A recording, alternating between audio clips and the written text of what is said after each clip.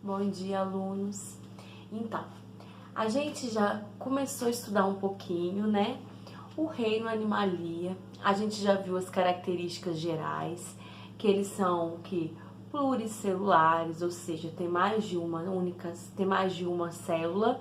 São eucariontes, ou seja, suas células têm um núcleo envolvido, né, por carioteca, possuindo núcleo.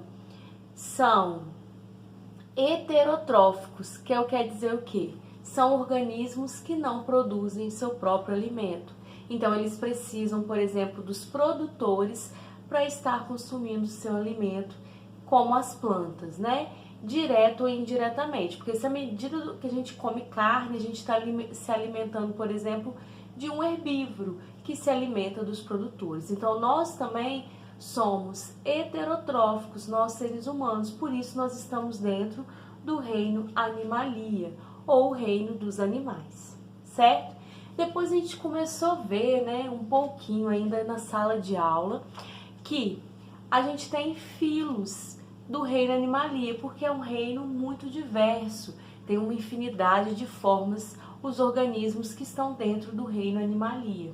Então a gente viu um pouquinho dos poríferos, que são os animais mais simples, eles não se movimentam, por isso por muitos anos ficaram sendo classificados como as plantas, mas à medida que a tecnologia, né, possibilitou o homem descobrir que os poríferos na realidade eram seres heterotróficos, eles, ou seja, não faziam fotossíntese, não produziam seu próprio alimento, então verificaram que na realidade eram animais, eles tinham características de animais. Vimos que, embora sejam muito simples, a digestão desses animais é intracelular, é feita por células conhecidas como coanócitos, e que essas células é que fazem a digestão celular e é intracelular. Também vimos que eles se reproduzem, né, sexuadamente ou assexuadamente. Na reprodução sexuada, não envolve a produção de gametas. Então, a gente tem a formação dos espermatozoides e do óvulo. E a fecundação desses animais é externa, é no meio aquático. Por isso, a maioria dos poríferos, que tem como representantes principais as esponjas, eles ocorre no meio aquático, eles vivem em ambientes aquáticos, né, marinhos predominantemente. Depois nós estudamos um pouquinho dos coelenterados ou quinidários, que são as medusas, né, como as águas-vivas, as anêmonas do mar, os corais. E vimos que, embora são seres um pouquinho mais avançados do que os poríferos, eles também tinham algumas peculiaridades. A principal característica que diferenciava esses grupos dos poríferos era o quê? Eles têm os quinidócitos, que são células que produzem uma substância urticante, que para muitos animais, né, são tóxica, e que vai auxiliar os quinidários a capturar o seu alimento e a se proteger, né? A gente viu isso, né, durante nossas aulas. Também vimos que a digestão deles já era um pouquinho mais avançada do que nos poríferos. Eles tinham digestão intra e extracelular, né? Ou seja, eles tinham uma cavidade gástrica que permitia a digestão extracelular. Depois nós viemos mais estudando, né? Porque o conhecimento ele vai sendo aos poucos se construindo. E chegamos então no grupo dos filos dos vermes, que é a maioria dos vermes conhecidos, que foram os plateumintos e os nemateumintos, né? Então, nos plateumintos, diferente dos coelenterados e dos poríferos, eles já tinham um sistema digestivo, porém o sistema digestivo era incompleto. E tinha os animais que poderiam viver livre, que é o caso das planárias. Os plateumintos, platô, porque eles são chatos, né? São vermes chatos e causam algumas verminoses, como a que a gente chama, né, a barriga d'água, entre muitas outras que a gente vai ver nos capítulos mais adiante. Mas o que a gente tem que entender é essa construção da evolução dos animais, porque um vai se diferenciando do outro. Os plateumintos, eles também não tinham, eles tinham um sistema digestivo, porém o sistema digestivo dele era incompleto, eles só tinham boca.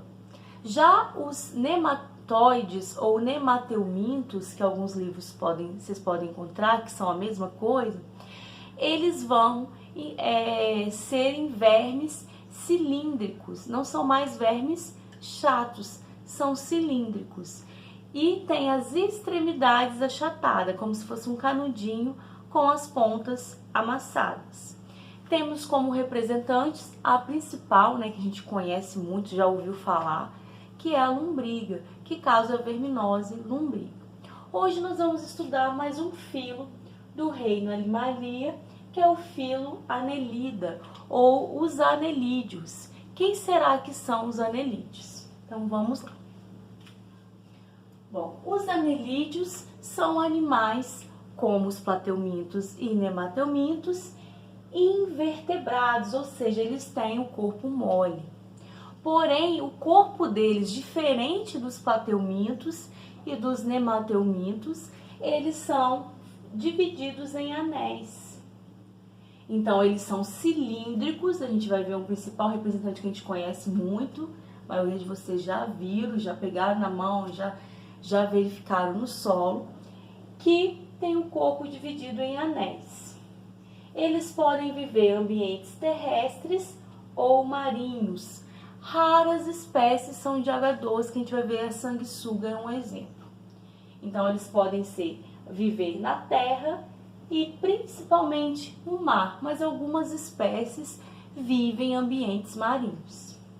Como representantes, que aí vem o que a gente conhece, as minhocas, minhocuçu, que são terrestres, tanto a minhoca como o minhocuçu são anelídeos terrestres.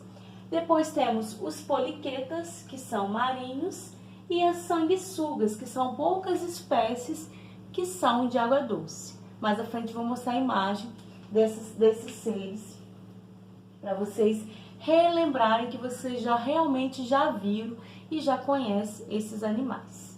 Bom, os anelídeos, vamos falar dele, né?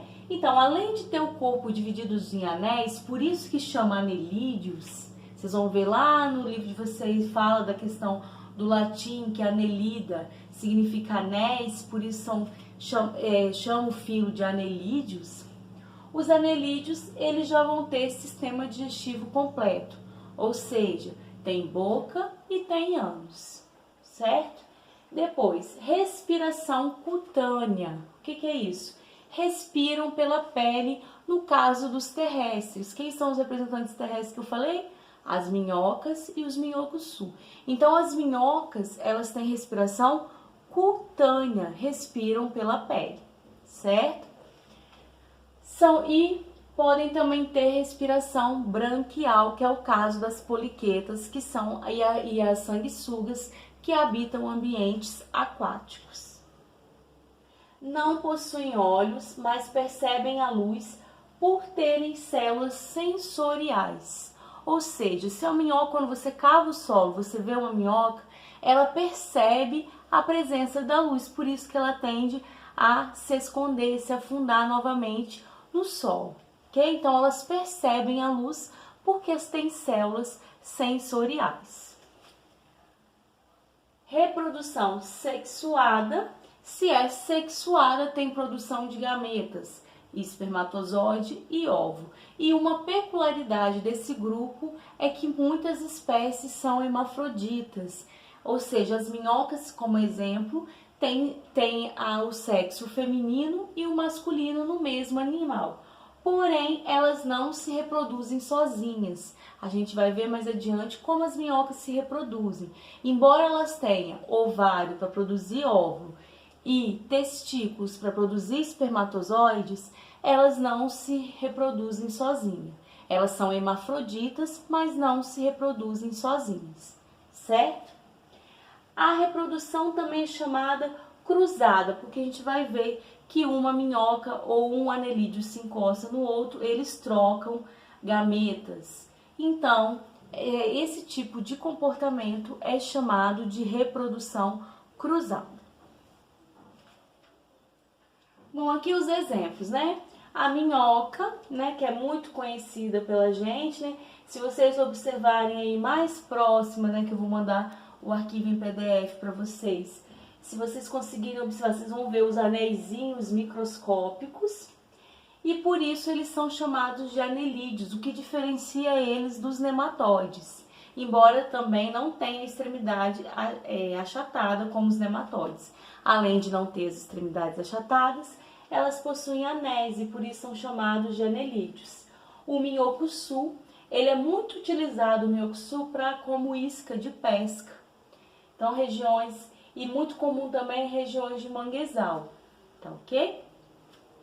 Os poliquetas, que habitam os oceanos, e as sanguessugas, que são aquelas que a gente passa no córrego ou riacho, elas podem agarrar na nossa superfície porque elas se enchem de sangue, né? Elas se alimentam de sangue, são chamados de predadores, tá certo? Então, esses são os exemplos principais. Se vocês conseguirem aproximar a imagem, depois vou mandar o arquivo em PDF para vocês, vocês verão que eles têm esses pequenos anéisinhos, o que caracteriza a eles pertencerem ao grupo dos anelídeos.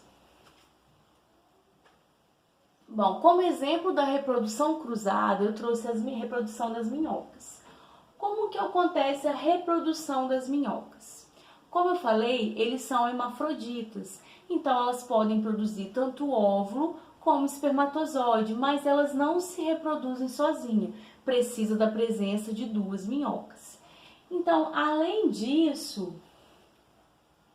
as minhocas, se vocês observarem nas imagens que eu coloquei para vocês, elas vão ter uma região do seu corpo, alguns anéis que são mais escuros ou mais dilatados, que dá para ver com mais facilidade. Essa região é chamada de clitelo.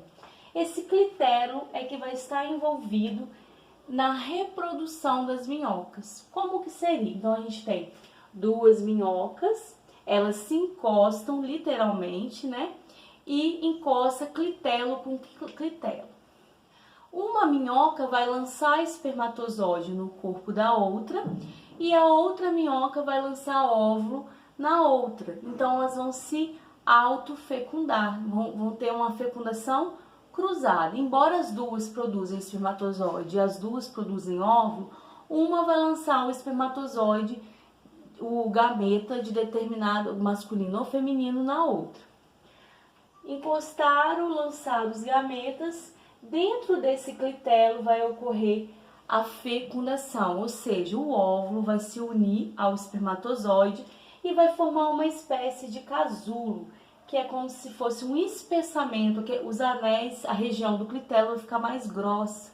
E essa região vai sendo empurrada para trás até ser liberada do organismo da minhoca, formando literalmente um casulo, onde novas minhocas vão surgir, certo? Então, esse tipo de reprodução ele é chamado de reprodução cruzada, porque, embora elas sejam hermafroditas, têm os dois sexos no mesmo animal, porém, elas precisam de parceiros para se reproduzir, porque elas não se reproduzem sozinhas, ok? É um tipo especial de reprodução que a gente não viu até então. Bom, por hoje é só sobre os anelídeos. Nas próximas aulas a gente vai entender um pouquinho dos moluscos, para a gente estar, então, agora nós já estamos entrando no novo patamar do reino animalia, que são os animais mais complexos, digamos assim, né? Que são um pouco mais evoluídos do que os poríferos, que a gente viu que era relativamente simples. Agora, os novos animais vão ter células sensoriais, vão ter sistemas digestivo, sistema reprodutor, e a gente vai vendo como que é as diferenças ao longo do nosso estudo, certo? Qualquer dúvida me envie. Então, vamos às nossas atividades. Abraço a todos!